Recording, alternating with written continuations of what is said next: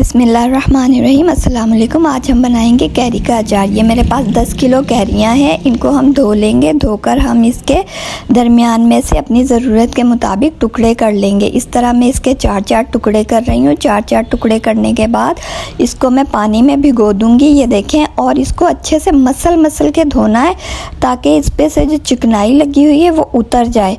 और धोने के बाद हम इस तरह से निकाल लेंगे। जो कचरा लगा हुआ होगा वो भी साफ़ हो जाएगा। इस तरह हमारी कैरियाँ जो है वो साफ़ निकल आएंगी। इसमें मैं 2 ख़ास इंग्रेडिएंट्स शामिल करूँगी जिसके डालने से हमारा अचार सालों कभी भी काला नहीं होगा। वीडियो अच्छी लगे लाइक शेयर सब्सक्राइब लाजमी कीजिएगा। ये मेरे पास 1.5 किलो नमक है और नमक हम निकाल लेंगे। निकालने के बाद इसमें जो गुठलियाँ होती हैं वो इस तरीके से उनको भी तोड़कर इस तरीके से एक जैसा नमक कर लेंगे। फिर हम इसमें डालेंगे 3 टेबल स्पून जो है वो हल्दी डालेंगे। इसमें 3 टेबल स्पून हल्दी डालकर इसको मिक्स करेंगे। और मिक्स करने के बाद अच्छे से इसको मिक्स कर लेना है नमक और हल्दी को। तो जैसे ही ये मिक्स हो जाएगी, ये देखिए मिक्स हो गया है, तो अब हम इसमें कैरियाँ डालेंगे।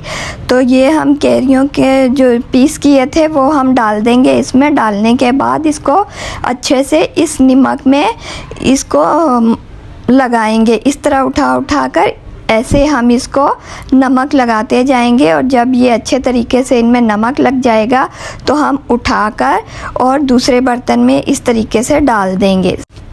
इस अचार बनाने में मेरी अम्मी ने और मेरे अंकल ने मेरी बड़ी हेल्प करी है। इस तरीके से हम लगाते जाएंगे नमक और उठा कर दूसरे बर्तन में डालते जाएंगे। ये देखिए इस तरीके से नमक अच्छे से लग जाना चाहिए सारी कैरियों को।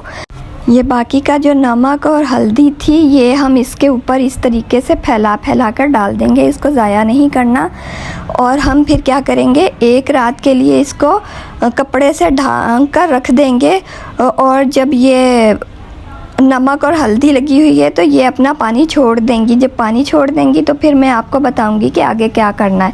अब मैं इसको कपड़े से ढक कर एक रात के लिए रख रही हूँ।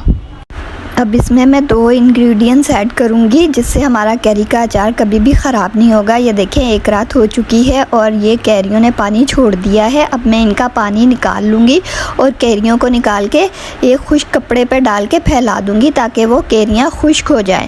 और ये जो पानी निकालूँगी इसमें मैं मसाला साबुत जो अचार का है वो डालकर भीगने के लिए रख दूँगी। अब ये मैंने ज़्यादा सारा लहसुन छीला था, इसमें से मैं 3 टेबल स्पून निकाल के उसके टुकड़े कर लूँगी और बाकी साबुत लहसुन को अलग बर्तन में निकाल दूँगी। अब ये मेरे पास 2 टेबल स्पून कलौंजी है, 2 टेबल स्पून मेरे पास सौंफ है, 2 टेबल स्पून मेरे पास मेथी दाना है, 2 टेबल स्पून मेरे पास साबुत ज़ीरा है और 4 टेबल स्पून मेरे पास सूखा धनिया है जो कि हम हाथों से ही मसल लेंगे। 4 टेबल स्पून लाल मिर्च पाउडर है, आप चाहे तो कुटी मिर्च भी इस्तेमाल कर सकते हैं। 6 लौंगे हैं, 3 बड़ी इलायचियाँ हैं और 6-7 दालचीनी के स्टिक है मेरे पास। अब क्या करना है, साबुत ज़ीरा मसल कर हम हाथों से मसल कर अचार कैरी वाला जो पानी निकाला था उसमें डाल देंगे। ये सारा हम ज़ीरा इसी तरीके से मसल कर जो हमने अचार वाला पानी निकाला था, कैरियाँ हमने अलग निकाल दी हैं कपड़े पर डालकर सुखाने के लिए। और पानी में अब हम ये मसाले डाल देंगे सारे। ज़ीरा मैंने डाल दिया है और ये साबुत लहसुन अलग कर लेंगे। और ये 3 टेबल स्पून कटा हुआ लहसुन जो है और ये मेथी दाना है, ये सारे मसाले जो हैं हम इसमें डाल देंगे अचार वाले पानी में। जो कैरियों ने पानी छोड़ा था ना, ये उसमें मैं सारे मसाले डाल रही हूँ। और तकरीबन 3 से 4 घंटे के लिए इसको भिगे रहने दूंगी। तो ये अब मैं लहसुन भी डाल रही हूँ और ये साबुत जो मसाला है ये भी डाल देना है। और इसमें अब हमने लाल मिर्चें नहीं डालनी और लहसुन जो एक्स्ट्रा मैंने बनाया था वो नहीं डालना। अब इसको डालकर अच्छे से इसको मिक्स कर देंगे। मिक्स करने के बाद इसको 4 घंटे के लिए छोड़ देंगे। 4 घंटे के बाद ये मैं पानी इसका छान कर ये मसाला निकाल दूँगी। मसाला भीग चुकेगा। ये दूसरी तरफ मैंने कैरियाँ निकाल कर पंखे की हवा के नीचे रख दी हैं। अब ये 4 घंटे में मसाला भीगेगा तो उन्हीं 4 घंटों में इनको ये थोड़ी सी सूख जाएंगी। ये 4 घंटे हो चुके हैं, कैरियाँ सूख चुकी हैं और मसाला भी मैंने छान कर निकाल लिया है। ये है महफूज पाउडर। इस रेसिपी का ख़ास सीक्रेट, ये 1.5 से 2 टेबल स्पून के करीब मैं डालूंगी और ये पंसारी की दुकान से मिल जाएगा। इस तरह टॉस करेंगे और अच्छे से ताकि सब कैरियों पे लग जाए। अब ये मसाला जो 4 घंटे के लिए मैंने भीगने के लिए रखा था, छान कर मैंने निकाल लिया है। अब ये थोड़ा सा डालेंगे और ये जो मिर्च हमने ऐड नहीं की थी, लाल मिर्च का पाउडर डालेंगे और इस पर 1 टीस्पून के करीब नमक डालेंगे क्योंकि नमक निकल चुका था, और 1 टीस्पून के करीब नमक डाल देंगे। और फिर इसी तरह हम ये डालेंगे, कैरियाँ डालेंगे। महफूज पाउडर की ये ख़ास बात है कि इससे कैरी का अचार ख़राब नहीं होगा। ऐसा लगेगा जैसे आपने आज ही बाज़ार से कैरियाँ ली हैं और लेकर अचार डाला है। सबसे बड़ी बात है, अचार काला नहीं होगा और ख़राब नहीं होगा। अब फिर से 1.5 टेबल स्पून के करीब ये महफूज पाउडर डाल रहे हैं और मिक्स करेंगे और बर्तन में हम डाल देंगे जिसमें हमने अचार डालना है।